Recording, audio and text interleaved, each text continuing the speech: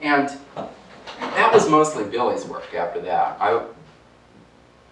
I wasn't really deeply involved. I would go with him, you know, it was mostly done through the telephone company after that. And I would go with him. But I didn't talk much to them because I really didn't know what they were doing, you know. All those numbers and things. I didn't even really have my own telephone, so I didn't understand all that stuff and didn't really care.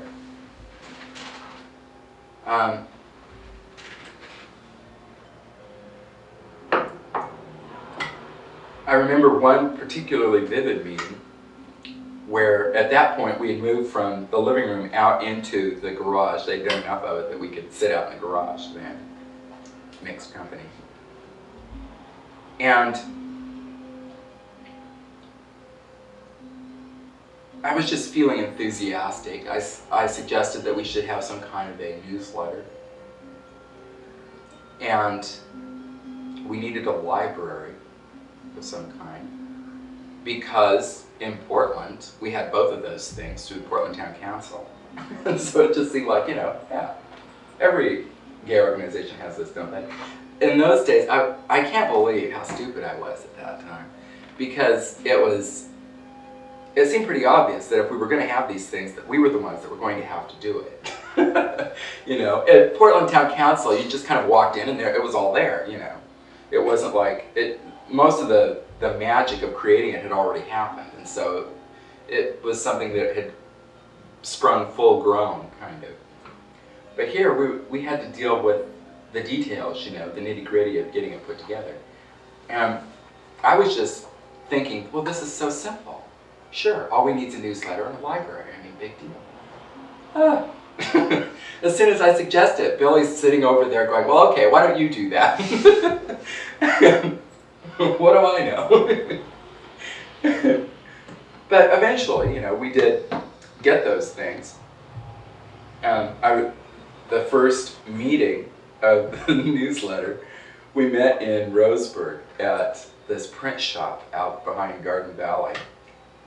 And it was Wes and I that came up with the name of the newsletter, the Gay Old Times. I was thinking of like the London Times, you know, or the New York Times, something pompous. and you know, like a circulation of millions, you know. And so it seemed kind of appropriate. Gay Times was the first one, and then Gay Old Times was the one that we kept. And we were laughing and giggling the whole time.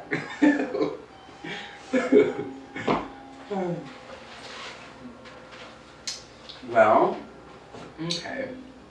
I'd like to ask you a question, if I could, Randy. When you, in those, even in those years, you know, after you become a part of the new fledgling organization and so on and so forth, you still had your share of situations coming up on the streets of Roseburg, you know.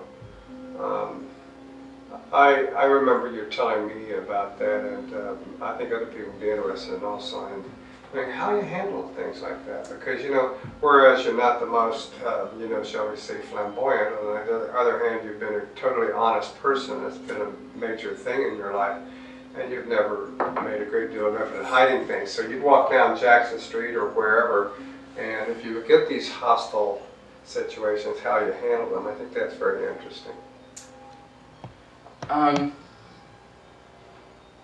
I didn't really develop a style of handling those things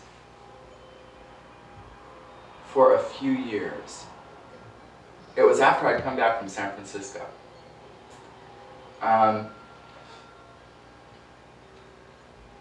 My life at the Electric Palace was going to hell in a handbasket. The people that ran it were Mormons. And it was beginning to dawn on them that they were dealing with a queer. It's amazing how naive straight people can be, you know. But once they had figured it out, then they wanted to get rid of me. But they were afraid, they themselves were afraid of actually firing me for that reason. There was no reason why they couldn't have. There was no law, certainly, to protect a gay person from that kind of discrimination. There still isn't. But they believed that there was, and as long as they believed it, I wasn't going to, argue with them. But I could sense the storm clouds, on the horizon.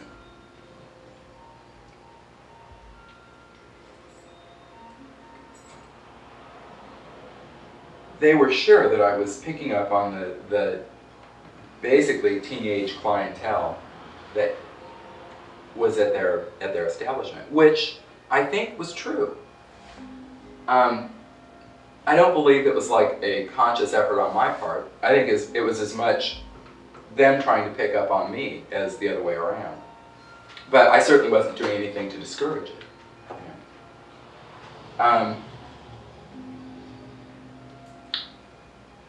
Eventually, they did fire me. And so I didn't have any money to pay my rent. I couldn't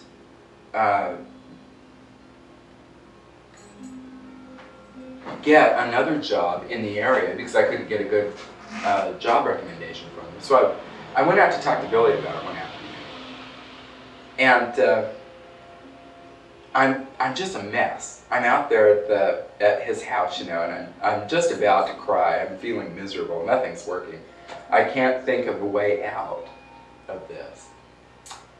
And I'm thinking I could go to Eugene. I could go back to Portland, but I'm kind of bored with Portland. There's Seattle, of course. But it is the end of the summer. Winter's coming upon us, and I don't know if I'd be able to establish myself in Seattle that quickly. And there's San Francisco. I've never been there. But I was kind of afraid, it's a big city, and you could just get swallowed alive. And so I said, I'm telling all this to Billy, I don't know what to do, right? He says, honey, just make up your mind to do something and just do it, So I said, well, okay. I'll go to San Francisco. That'll be new, and I've never been there. And he said, well, okay. The phone rings. Within minutes, the phone rings, and it's a friend of his from Palo Alto who wants to come up and visit for a few days. And he goes, oh, wonderful. Do you have space in your car to take back somebody with a few things? It was a woman. She said yes. And so I wound up with a ride. Billy had brought me out there to the farm because he wanted me to meet these 4 people that were on their way through. Now,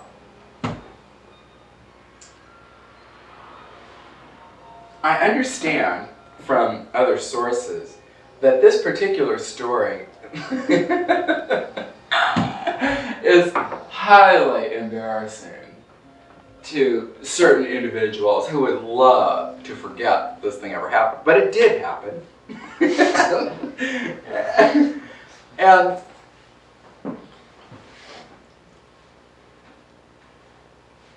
to me, I don't find anything embarrassing about it. I know all of these people and have been able to maintain contact with them for many years. And I still like them all, so. Tell us.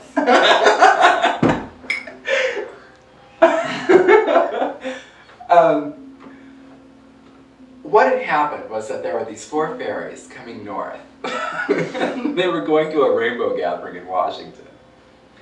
And on their way through Roseburg, they had stopped in at Payless to pick up a few things to take with them on their trip. Things like makeup, eyeshadow, lipstick, glitter, this sort of thing. Well, naturally, being fairies, they felt that since Payless was a major corporation, that paying for it was, in fact, a nasty thing to do. That these things were robbed from us to begin with, and so we were just taking back what belonged to us. So they were just helping themselves. The store detective called them. And he's chasing them out of the building, and they're running, glitter's going everywhere. They're running out of the building, and they get to where their car is parked outside, and they threw all this stuff into the car. Well, he caught them, nonetheless, 3 of them. There was one that was still in the car.